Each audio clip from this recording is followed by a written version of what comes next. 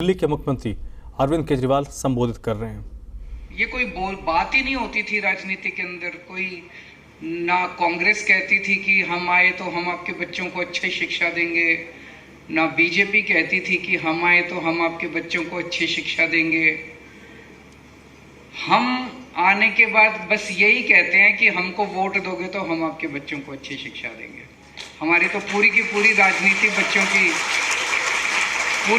राजनीति बच्चों की शिक्षा के ऊपर आधारित है। 37 साल के अंदर दोनों पार्टियों की सरकारें आई, किसी पार्टी ने आपके टिन वाले स्कूल को ठीक करने की नहीं सोची। लेकिन कहते हैं कि हम तो केवल वो हैं, मीन्स हैं, ऊपर वाला करवाता है। तो ऊपर वाला शायद इंतजार कर रहा था कि एक दिन आम आदमी पार्टी की सरकार आएगी और वो दिल्ली के सारे टिन वाले स्कूलों को शानदार बनाएगी। केवल आपका नहीं, दिल्ली के अंदर जितने टिन वाले स्कूल थे, सारे टिन वाले स्कूलों को तोड़ के और शानदार इसी तरह की बिल्डिंग्स बनाई जा रही हैं। पहले एक गरीब का बच्चा जब सरकारी स्कूल में आता था तो उसके अंदर बहुत हीन भावना होती थी कि मैं कैसे स्कूल में जा रहा हूँ। उस घर के अंदर, एक ही घर के अंदर मैंने कई पहले राजनीति में आने के पहले हम भी एनजीओ में काम करते थे, झुग्गी झोपड़ियों में काम किया करते थे लोगों के साथ। एक ही घर के अंदर एक बेटी है, एक बेटा है। बेटी को सरकारी स्कूल में भेजते थे, वहाँ पढ़ाई नहीं होती थी। बेटे को किसी तरह से पेट काट के माँ बाप आसपास के छोटे मोटे प्राइवेट स्कूल में भेज देते थे। उसी के अंदर हीन भावना रहती थी बेटी के अंदर कि मैं तो बेकार के स्कूल में जा रहा हूँ। उसे लगता ही नहीं था कि मैं कोई पढ़ाई लिखाई कर रही हूँ। बस ये था इतनी पढ़ जाएगी, 8वीं 10वीं 12वीं पढ़ जाएगी, फिर शादी कर देंगे। लेकिन अब जिस किस्म के सरकारी स्कूल बन के तैयार हो रहे हैं, ये बच्चों को एक अच्छा भविष्य देने जा रहे हैं। ढेर सारे ऐसे लोग हैं जो प्राइवेट स्कूल से निकाल के अपने बच्चों को सरकारी स्कूलों के अंदर भर्ती करा रहे हैं। अब जो बच्चे सरकारी स्कूलों में आ रहे हैं वो हीन भावना नहीं, जबरदस्त कॉन्फिडेंस के साथ भरे हुए हैं कि हम भी जिंदगी के अंदर कुछ कर सकते हैं और हम भी भारत माता के सपनों को साकार कर सकते हैं। भारत के विकास के अंदर हम भी शामिल हो सकते हैं। वो कॉन्फिडेंस अब हमारे बच्चों के अंदर दिखाई दे रहा है। आज जितनी ये बच्चियां आई हुई हैं, इनके चेहरे के ऊपर जो खुशी और जो चमक दिखाई दे रही है, जो पेरेंट्स आए हुए हैं उन पेरेंट्स के अंदर भी ये कॉन्फिडेंस दिखाई दे रहा है कि हाँ, अब हमारा बच्चा परिवार के लिए, बड़ा होकर परिवार के लिए और समाज के लिए कुछ कर सकता है।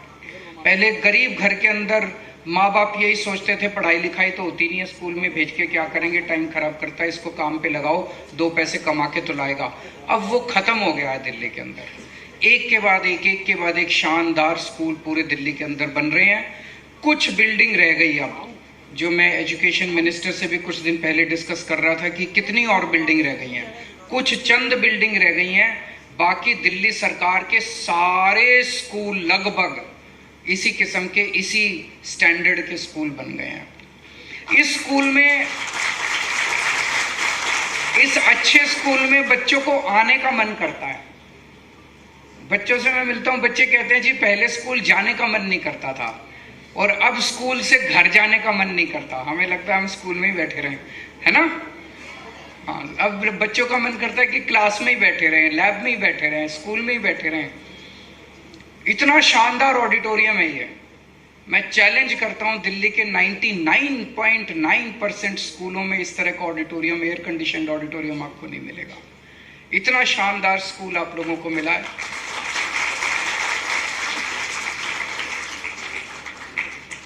अब हमारे सामने 2-3 चैलेंजेस हैं। एक तो आप लोगों का प्यार है, दिल्ली के लोगों का प्यार है। अब आपने एमसीडी की जिम्मेदारी भी हम लोगों को दी है। अब एमसीडी के भी लगभग 1800 स्कूल हैं। इन सारे स्कूलों को भी अपने को ठीक करना है। 5वीं क्लास तक बच्चे वहाँ पढ़ते हैं, 5वीं के बाद 6ठी से यहाँ पे आते हैं। तो 6ठी के बाद बड़ी मशक्क़त करनी पड़ती है टीचर्स को, जो 5वीं तक पढ़ाई नहीं हुई उसको ठीक करने के लिए। लेकिन हम चाहते हैं कि पहली क्लास से, नर्सरी से, केजी से ही उन बच्चों की फाउंडेशन ही अच्छी बननी चालू हो। तो अब एमसीडी के भी सारे स्कूलों को ठीक करेंगे। जब दिल्ली सरकार के सारे स्कूल 5 साल में ठीक कर दिए तो एमसीडी के भी सारे स्कूल 5-7 साल तो लगेंगे, लेकिन हो जाएंगे सारे के सारे स्कूल ठीक। दूसरा में हमारे सामने सबसे बड़ा चैलेंज है इस टाइम, पढ़ लिख जाते हैं बच्चे, हाथ में डिग्री भी है, नौकरी नहीं मिलती। फिर आदमी के मन में आता है यार पढ़ाई लिखाई का क्या फायदा हुआ, डिग्री लेके घूम रहे हैं, बीए की, बीएससी की, बीकॉम की, वकीलात की, नौकरी नहीं मिल रही, सारे नौकरी ढूंढ रहे हैं, सारे नौकरी ढूंढ रहे हैं, फिर नौकरी नहीं मिल रही। इसके ऊपर काम करना पड़ेगा। अगर नौकरी ना मिले, पढ़ाई लिखाई करने के बाद नौकरी ना मिले तो बुरा मत मानना, फिर उस पढ़ाई लिखाई का कोई फायदा नहीं है। नौकरी मिलनी, जॉब मिलना, रोजगार मिलना बहुत जरूरी है। पढ़ाई लिखाई कम से कम मेरे को इतना तो काबिल करे कि मैं बड़ा होकर अपने माँ बाप का, अपने पत्नी का, अपने बच्चों का पेट तो पाल सकूं, उनको बड़ा तो कर सकूं, उनको घर तो चला सकूं, इतना तो पैसा कमाऊं। इसके ऊपर अब अपने को काम करना है। तो जो आतिशी जी कह रही थी कि हमने जो ये बिजनेस ब्लास्टर्स और एंटरप्रेन्योरशिप प्रोग्राम चालू किया है, ये उसी दिशा के अंदर एक कदम है। अब हमें इस तरह से करना है कि एक बच्चे के ऊपर अब अपने को ध्यान देना है। 12वीं 11वीं 12वीं से निकलने वाले जो बच्चे हैं, एक बच्चे के ऊपर हम ध्यान देंगे, उसके कैरियर पे ध्यान देंगे कि वो आगे चल के क्या कर सकता है, क्या करेगा। ऐसा नहीं 12वीं कर ली अब जाओ अपना जो करना है करो हमारी बला से, तो वो नहीं। एक बच्चे पे अपने को ध्यान देना है।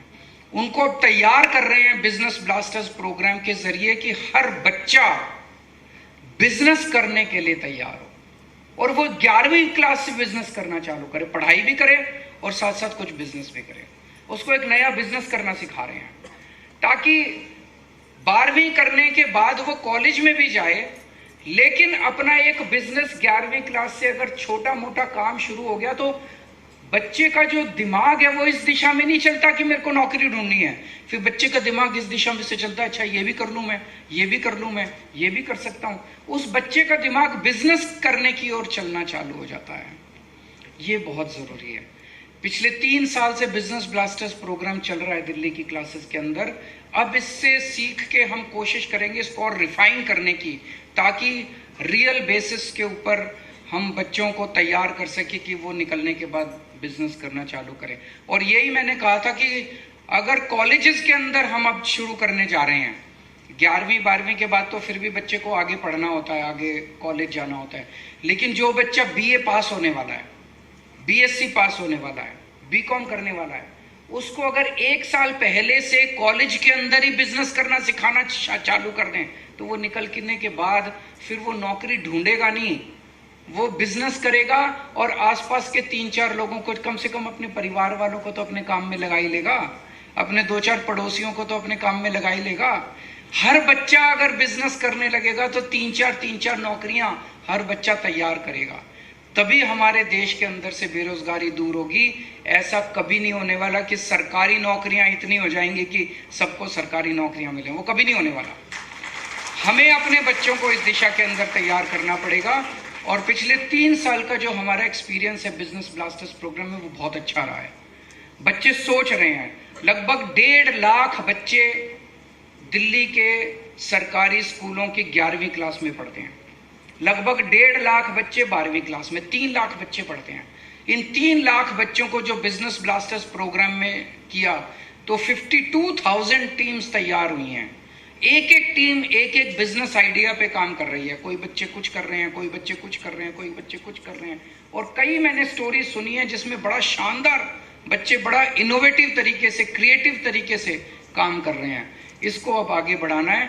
मेरे दिमाग में सबसे इंपॉर्टेंट है, शिक्षा तो है, लेकिन शिक्षा का अल्टीमेट ध्येय एक ही, ऑब्जेक्टिव एक होना चाहिए, jobs jobs jobs and jobs. रोजगार चाहिए, नौकरी चाहिए। उसके बिना हम सबको हाथ में डिग्री दे दे के बाहर भेज दें, उसका कोई फायदा नहीं है। इस पे अब काम करेंगे, मिलके काम करेंगे। पिछले 7-8 सालों के एक्सपीरियंस ने ये दिखाया है कुछ भी असंभव नहीं है, सब कुछ हो सकता है। अच्छी नीयत चाहिए और सब मिलके करेंगे। बहुत बहुत शुक्रिया।